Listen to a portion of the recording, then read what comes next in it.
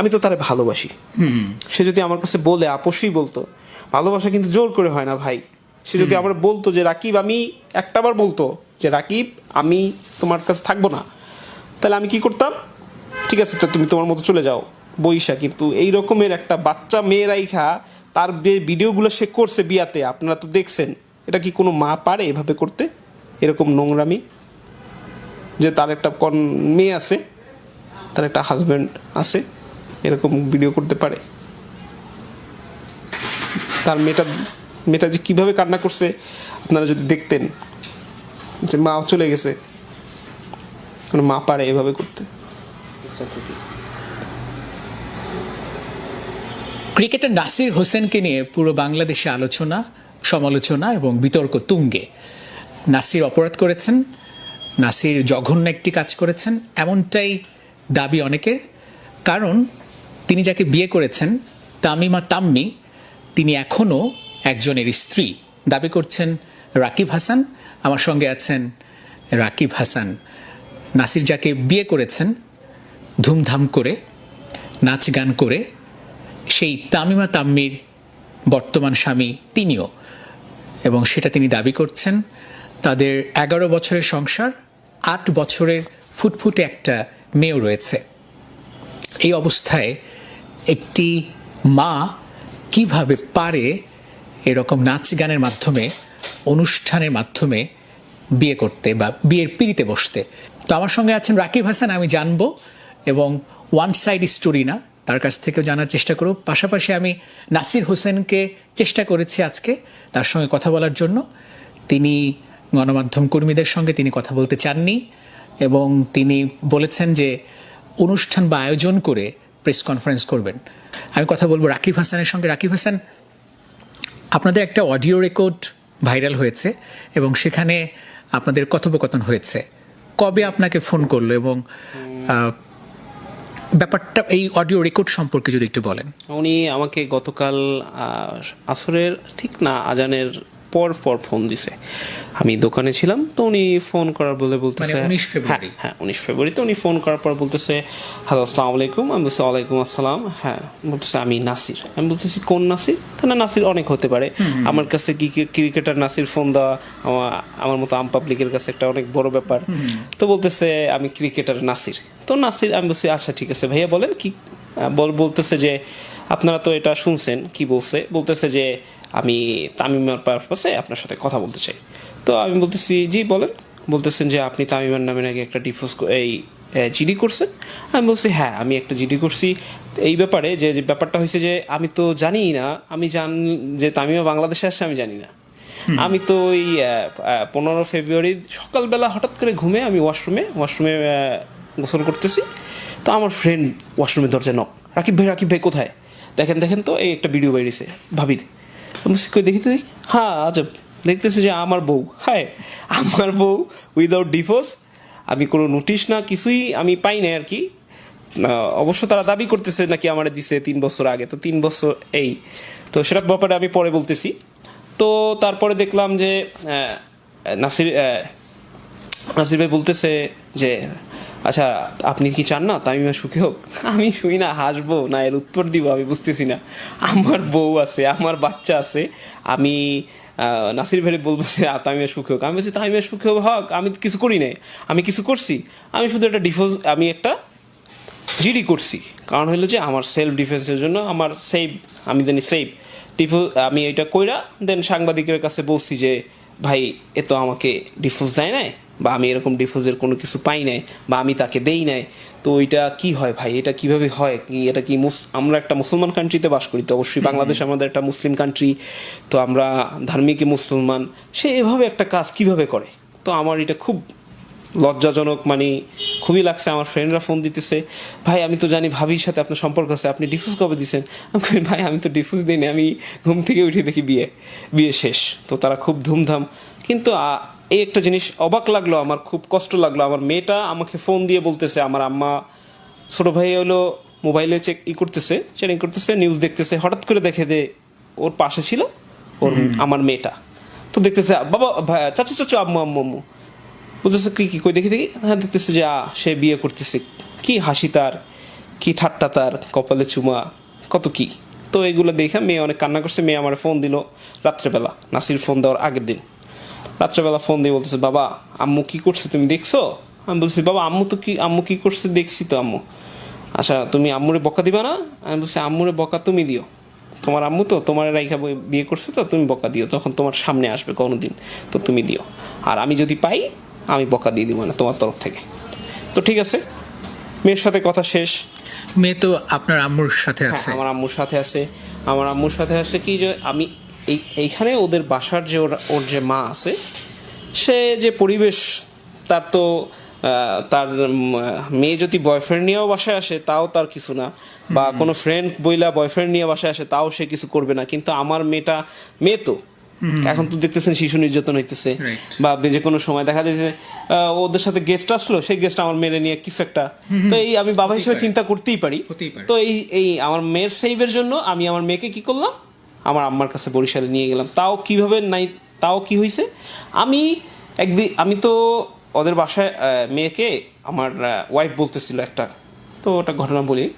আমার ওয়াইফ বলতেছে যে, রাকিব, মেয়ে আমাদের বাসায় থাক, তুমি তো যেহেতু আম্মু তোমার সহ্য করতে পারে না, ঠিক আছে, আম্মু তোমার জন্য আমার অনেক চিল্লাচিল্লি করে, বকাঝকা করে, তো ঠিক আছে। আমি বললাম যে, জান দেখো, আমি তোমাকে অনেক ভালোবাসি, সমস্যা নাই, তোমার বাসার থেকে লাগলে আলাদা থাকি, তৎপরও তোমার জানি তোমার আম্মা আমার জন্য না বকাবকি করে, কষ্ট না হয় তোমার, ঠিক আছে। বা আমার মেয়ের সাথেও আমি যখন থাকি, বাড়িওয়ালা বলতেছিল, আমার 14 নম্বর সেক্টর 9 নম্বর রোডে বাড়িওয়ালা বলতেছিল, সে বরিশালের, বলতেছে, রাকিব তোমার শাশুড়ি এইভাবে মেয়েটার সাথে চিল্লাচিল্লি করে, খুব উচ্চ স্বরে, মেয়েটা কান্না করে, মানে আপনার মেয়ের সঙ্গে খুব বাজে আচরণ করে। এগুলো শুই না আমি লোকজনের কাছ থেকে।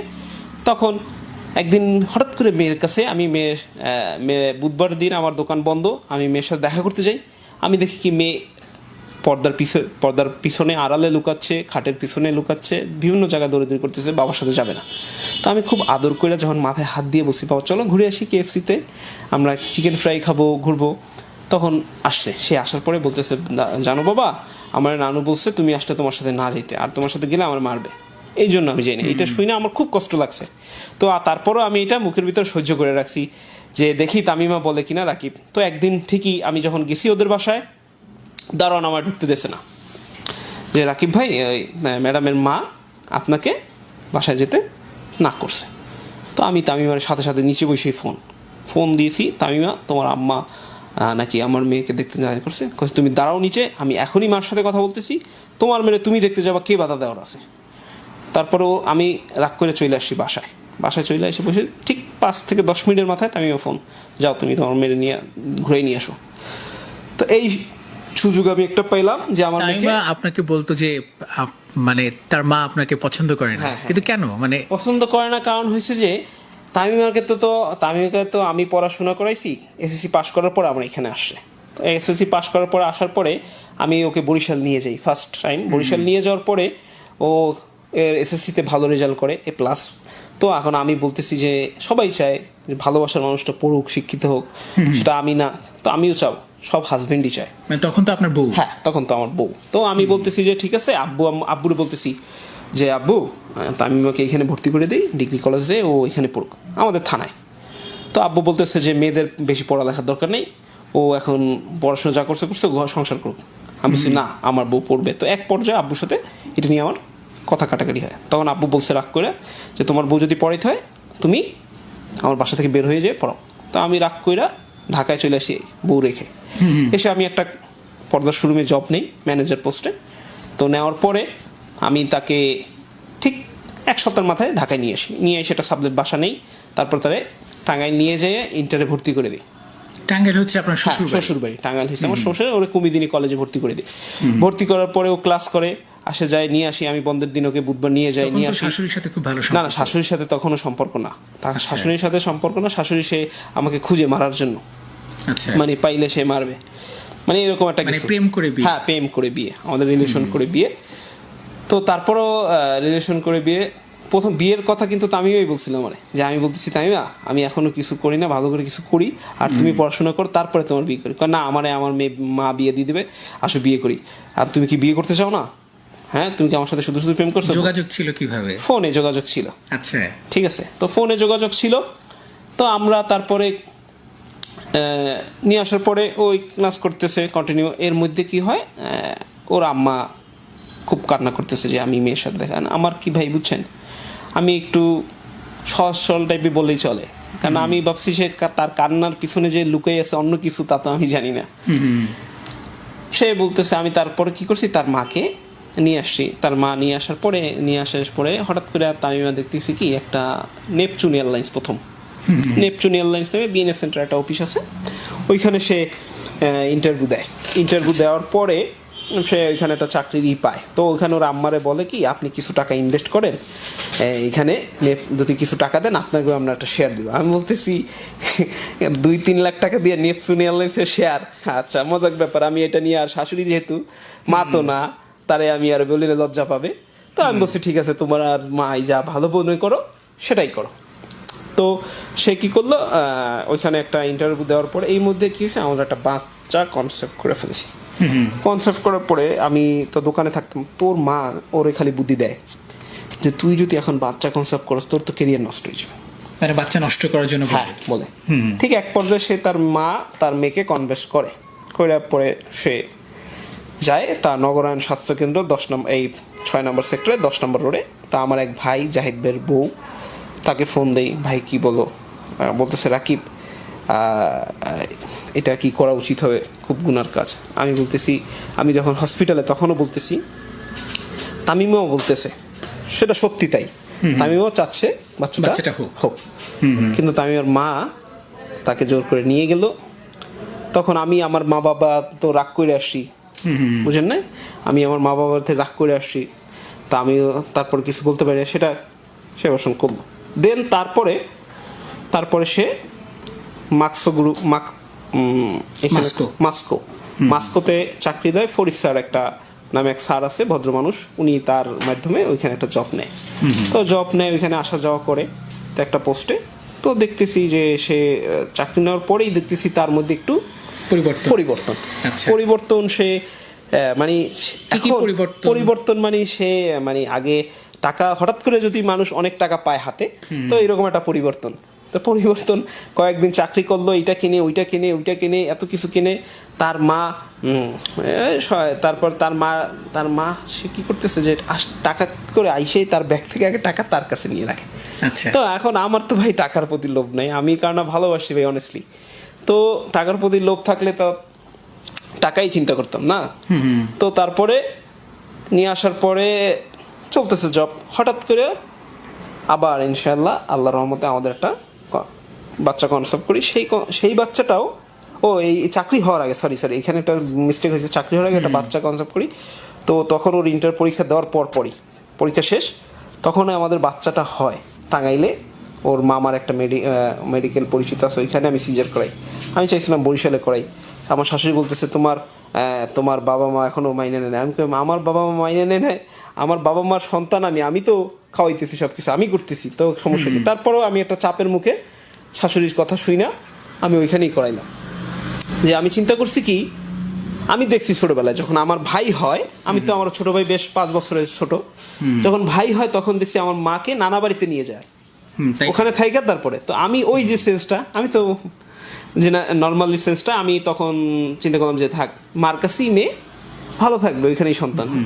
তো ওইখানে সন্তান হয়, তারপরে আমরা ঢাকায় নিয়ে আসি। হ্যাঁ, মেয়েটা ওইখানেই হলো। তারপরে আমরা ঢাকায় নিয়ে আসি। ঢাকায় নিয়ে আসার পরে আমরা এইখানে একটা বাসা, তো সাথে সাথে আমার শাশুড়িরে আমরা নিয়ে আসি। যে আপনি থাকলেন, বাচ্চাটা দেখাশোনা করলেন। শাশুড়িকে আপনি আপনার বাসায় নিয়ে আসেন? শাশুড়ি এবং 2জন শালা সহ। আচ্ছা, যে আমরা এখানে আপনার শালাকে এখানে একটা স্কুলে ভর্তি করে দিব না, সমস্ত খরচ আমি, এবং আপাতত আমি। পরে আমি বলছি তামিমা যখন চাকরিটা কিনে 2জন মিলে বেয়ার করলাম, সমস্যা কি, আমরা একসাথে থাকলাম, ফ্যামিলি। মা তো আপনি, তামিমার মা আমারও মা, কিন্তু তার এত কিছু বুঝি নাই যে তার মনে এত ছলনা ছিল। তো এরকম হঠাৎ করে যখন চাকরি নিল, হঠাৎ করে একদিন ঝগড়া বাজলো, আর্মি সোসাইটি রোডে বাসা। ঝগড়া বাজার পরে বলতেছে, তুই কি মনে করছস আমি তো তোর ছাড়াইতে আইছি এখানে, আমার বলতে শাশুড়ি বলতেছে।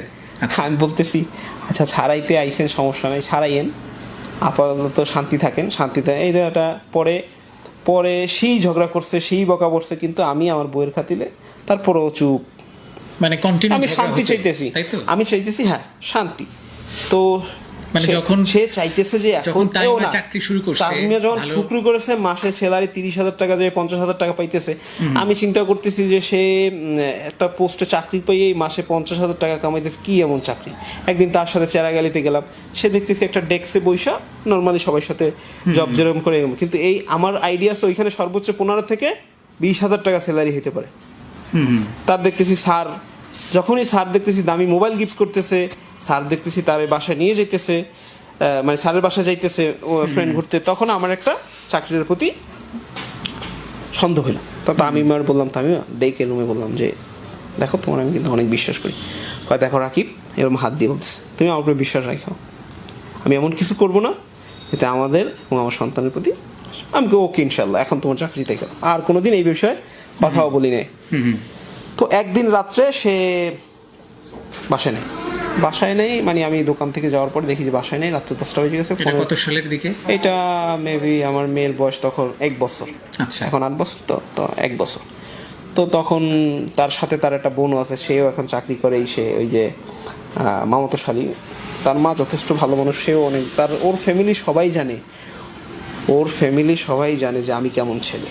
ওর ফ্যামিলি এখনো বলতেছে, আমার সবাই কমেন্টস করতেছে রাকিব আর তোমার জন্য দোয়া রইল, ওর ফুপা আমার কমেন্টস করতেছে।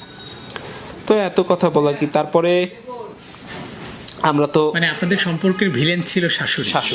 সে মূলত আমাদের আলাদা করতে চাইছে, ঠিক আছে। যখনই চাকরি হয়েছে তখন থেকে এই করছে, তখন চাকরিটা নেওয়ার পরেই সে বাসাটা চেঞ্জ করে আসলো 10 নম্বর সেক্টরে। সোজা কথা ভাই, আমি একটা ম্যানেজার হইয়া আমি তো ভাই 40,000 টাকা বাসা বের করতে পারবো না, সম্ভব না। তখন সে বাসাটা নেওয়ার পরে কি করলো, চাকরিটা হুট করে ছেড়ে দিল। ভাই আমি ভাই বাসে 40,000 টাকা ভাড়া, এই 4টা লোক, খাওয়া যাওয়া 6টা লোক, তারপর তো মেহমান আসছে টুকটাক, তাই না, বাচ্চার খরচ আছে।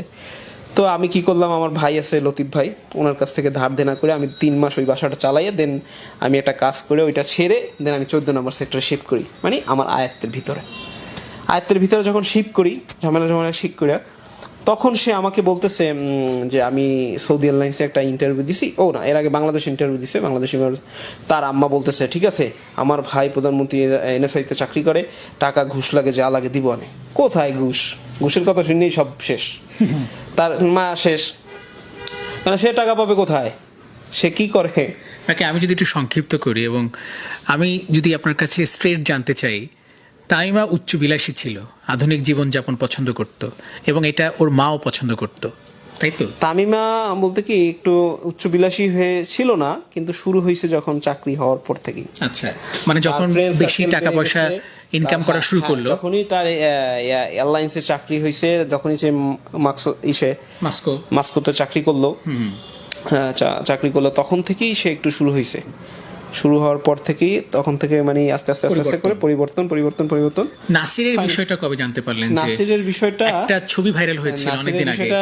নাসিরের বিষয়টা এর আগে আমার একদিন, আমি ওই যে আমার দাঁতের সমস্যা, তো আমি হসপিটালে ছিলাম, করতেছি, তখন আমার ফোন দিছে, জানো নাসির আমার না ফ্রেন্ড রিকোয়েস্ট পাঠাইছে। আমি বলছি কোন নাসির? বলছি ক্রিকেটার। ও আচ্ছা, এই বছর 2 আগে। আচ্ছা, 18 সালে। হ্যাঁ, বছর 2 আগে। আমি বলছি ও আচ্ছা, তাহলে ভালো, ফ্রেন্ড তো হইতেই পারে, সমস্যা কি। ফ্রেন্ড তোমার তো অনেক ছেলে ফ্রেন্ড আছে, যেমন সাদি আছে, তানবির আছে, এরকম অনেক ফ্রেন্ড আছে, ওর অনেক ভালো ফ্রেন্ডও আছে, ঠিক আছে, যারা ওরা সবসময় বুঝাইছে, করছে। তো আমি ফ্রেন্ড ভাবছি, আমাকে না, তার প্রতি আমার অগাধ বিশ্বাস যে সে একটা মেয়ে আছে, আর রাকিব তারে কোথা থেকে কোথায় নিয়ে আসছে, এইটা কিভাবে সে করতে পারে, মানে এইরকম একটা অবাক বিশ্বাস। অনেকে অনেক কিছু বলতো, রাকিব দেখ তোর বউ কিন্তু চাকরি দিছস না, দেখিস কি করে, তো ফালাই যাইব গা। আমি ভাই সবার বউ একরকম না, সবাই এইরকমই বলতাম, ঠিক শেষমেশ তাই হইলো। তো আচ্ছা, নাসিরের সাথে যে সম্পর্কটা কানাঘুষা চলতো, এটা আপনি বিশ্বাস করতেন না? বিশ্বাস করতাম কি, আমি শুনতাম, তখন আমি যাকে জিজ্ঞেস করার পরে সে আমাকে বলছে যে অনলি স্টেট বলছে যে আমার ফ্রেন্ড। নাসিরও তো স্বীকার করলো ফোনে যে আমরা ফ্রেন্ড ছিলাম, ভিডিও তো বাই করলো, 2জন হ্যান্ডশেক করতেছে, নাও আমরা হাজব্যান্ড ওয়াইফ, আগে ফ্রেন্ড ছিলাম, নাও আমরা হাজব্যান্ড ওয়াইফ, এটা তো আপনারা দেখতেছেন। তো এইটাই তো আমি ফ্রেন্ড দেখে ফ্রেন্ডই ভাবছি। তো ফ্রেন্ড একদিন ওরা দাবি করতেছে যে কয়েক বছর ধরে আপনার সাথে নিয়মিত যোগাযোগ নাই, একই সঙ্গে আপনাকে ডিভোর্স দিয়েছে। আচ্ছা, সেটা যে দাবি করতেছে, তাহলে দাবি করার সাথে সাথে আপনি চেক করেন তার বিষয়ে, যে সে যে মেরিডিয়ানে আসতো হোটেলে, আমার মেয়ে সহ যে ছবিগুলো আমি ফ্লাশ করছি সেগুলো কয়দিন আগের। মেরিডিয়ানে যে এন্ট্রি করে ঢুকতে হয়, যে এই রুমমেট এর আইসে তামিমের হাজবেন্ড না হোক, রাকিব হাসান যে গেছে তার রুমে ছিল, তো এগুলো তো আছে। ইভেন কি আমার ভাইয়ের বাসায়, আপনারা ভাইয়ের ইন্টারভিউ নেন, লতিফ ভাইয়ের, যে সে বলবে তা ভাবি জানে, কেন ভাবির বাচ্চারা জানে, ছোট ছোট বাচ্চারা, ঠিক আছে, আমি তারা নিয়ে আমার ভাবির বাসায় থাকতাম। মানে একদিকে তামিমকেও ঠিক, মানে সরি নাসিরকেও ঠিক রাখতো, আবার একদিকে আপনার সাথেও। সেটা আমি জানতাম না, কিন্তু আমি জানতাম যে সে আমাকেই ঠিক রাখতেছে। এখন না বুঝতেছি সে নাসিরকেও ঠিক একই সঙ্গে রাখতেছে। দুইটা সম্পর্ক, হ্যাঁ, সে দুইটা পালতেছে, সেটা আমি জানতাম না। আমি যখন জিজ্ঞেস করতাম তখন ফ্রেন্ড, আর নাসিরের সাথে যখন বলতো, নাসিরের সাথে হয়তো যখন কথা বলতো তখন বলতো রাকিব ডিভোর্স। কিন্তু নাসির আমি জানি না, নাসির আমার হাতের আমি এমন কোনো পেপারে আমি সিগনেচার করি না, আমার হুশ জ্ঞানে আমি জানি না, আমার জানা তো এরকম কোনো পেপার দেয়ও নাই না, আমাকে এরকম কোনো পেপার দেয় না সে। আর যদি আমি, শুনেন ভাই, ডিভোর্সের একটা জিনিস কি, আমি তো তারে ভালোবাসি, সে যদি আমার কাছে বলে, আপোষই বলতো, ভালোবাসা কিন্তু জোর করে হয় না ভাই। সে যদি আমার বলতো যে রাকিব, আমি একটাবার বলতো যে রাকিব আমি তোমার কাছে থাকবো না, তাহলে আমি কি করতাম, ঠিক আছে তো তুমি তোমার মতো চলে যাও বইসা। কিন্তু এই রকমের একটা বাচ্চা মেয়ে রাইখা তার ভিডিওগুলো সে করছে বিয়াতে, আপনারা তো দেখছেন, এটা কি কোনো মা পারে এভাবে করতে, এরকম নোংরামি? যে তার একটা মেয়ে আছে, তার একটা হাজব্যান্ড আছে, এরকম ভিডিও করতে পারে? তার মেয়েটা যে কিভাবে কান্না করছে আপনারা যদি দেখতেন, যে মা চলে গেছে, কোনো মা পারে এভাবে করতে? এবং এখনো তো আপনার স্টিল, তাহলে তো স্ত্রী, যেহেতু ডিভোর্স আপনি। আমি তো কোনো কাগজ পাই নাই, তার মানে অবশ্যই সে আমার এখনো স্টিল স্ত্রী। এটা কোন দেশে আমি বাস করতেছি, কোথায় আছি? আর এটা সে নাসির বাবা কেমন, সে একজনের ক্লিয়ারনেস না নিয়ে সে বিয়ে করতেছে এরকম ঝমঝমাট ঘরোয়া করে। আমি একটু শেষ জানতে চাই যে আপনার পরবর্তী স্টেপ কি, মানে যেহেতু জিডি করেছেন নিশ্চয়ই লয়ার ধরবেন। হ্যাঁ অবশ্যই, লয়ার তো অবশ্যই আমরা ধরবো। আমরা মানে আইনতভাবে, মানে যেটা সঠিক লাইন, আইনগতভাবে, হ্যাঁ সঠিক লাইনে আমরা মোকাবেলা করব। যে আমি কাগজ, আমার ডিভোর্সের কাগজটা আমি পাই নাই, তো সেটা আমার সেই হিসেবে যেভাবে আগানো লাগে সামনের দিকে আমরা সেভাবে আগাবো, আমরা কোনো রং ওয়েতে যাব না। রাকিব হাসান যেমনটা বলছিলেন, এবং শেষের দিকে তিনি ভীষণ আবেগপ্রবণ হয়ে পড়েছিলেন, এটাই স্বাভাবিক, কারণ সন্তান তো তারও। এবং তাইমা তাম্মি যে কাজটা করেছেন, হয়তো নিজের কাছে তিনি প্রশ্ন করলেও দোষী, সকলের কাছেও তিনি দোষী। এটা সোশ্যালি যদি আমরা বলি, সামাজিকভাবেও এটা জঘন্য, নিন্দনীয় কাজ। এবং একটা মেয়ে, 8 বছরের মেয়ে, সেও জানে না যে তার মার বিয়ে হয়ে গেছে, তার বাবাকে প্রশ্ন করছে তুমি বকা দিয়ে দাও, কার সঙ্গে ছবি করছে বা অভিনয় করছে। হয়তো ওর কাছে অভিনয়টাই মনে হয়েছে, কারণ ও এখনও খেলার মতোই থাকে। সো আমরাও চাই একটা পরিচ্ছন্ন একটা সমাধান হোক, এবং নাসির হয়তো ক্যারিয়ারটাই শেষ, কারণ ক্রিকেটে ফেরা তার হবে কি হবে না সেটা পারফরমেন্স বলে দিবে। বাইরের পারফরমেন্স যার এত খারাপ, ক্রিকেটের পারফরমেন্সে কতটুকু তিনি মনোযোগ দিবেন সেটাই তো বড় প্রশ্ন। আর তাইমা তাম্মি, আপনি তো একজন মা, আমি একজন মাকে বলছি, মানে আপনি হয়তো ভিডিওটা দেখবেন, কারণ নাসিরের অনেক চেলা আছে যারা এই ভিডিওটা আপনাকে দেখাবে। একজন মাকে এই প্রশ্নটা করছি যে আপনার পেটে যদি সার্জারি করে থাকে, সার্জারি তো একটা দাগ থাকে, এবং সেই দাগটা সারা জীবন মোছে না। আপনি কেবিন ক্রু হন, আপনি আমেরিকায় থাকেন, ইংল্যান্ডে থাকেন, আপনি নাসিরের প্রচুর টাকার মধ্যে থাকেন, ওই দাগটা আপনি ফিল করবেন, ওই দাগটা আপনাকে মনে করে দিবে আপনার মাতৃত্ব। ধন্যবাদ সবাইকে।